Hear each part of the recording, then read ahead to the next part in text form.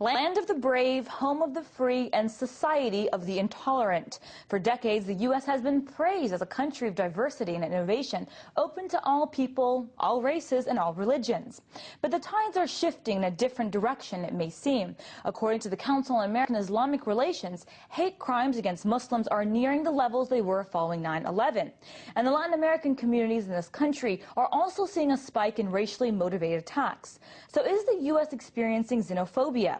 RT's Marina Portnaya has more. America is supposed to be a nation of tolerance, but bleeding through her stars and stripes, an ugliness incapable of masking. Protests against the construction of new mosques, illegal immigration, and economic reform point to a fear and frustration,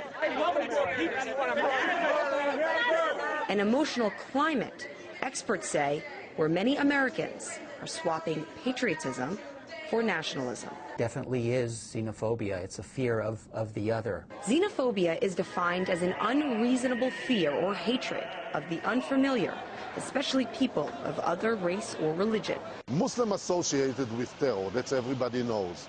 The no-fly list has 99% names are Muslims. Ari Sachs created what he calls mobile art aviation, a missile decorated with signs equating Islam to terrorism. At the front, a mannequin dressed as an Arab. There is no disrespect, there is no Muhammad on it. Sachs drives this display all over New York. This arrived today. You should take a look at this. Zead Ramadan is the executive director of the Council of American Islamic Relations. His New York office repeatedly receives hate mail, like this picture of a burning Quran. There's been a spike, an obvious spike of hate crimes and Islamophobic rhetoric and attacks on mosques throughout the country.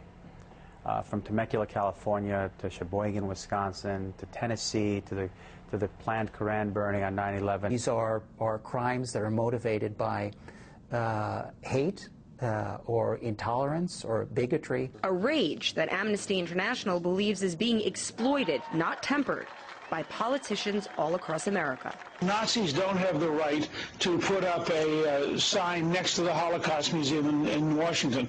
We would never accept the Japanese putting up a site next to Pearl Harbor.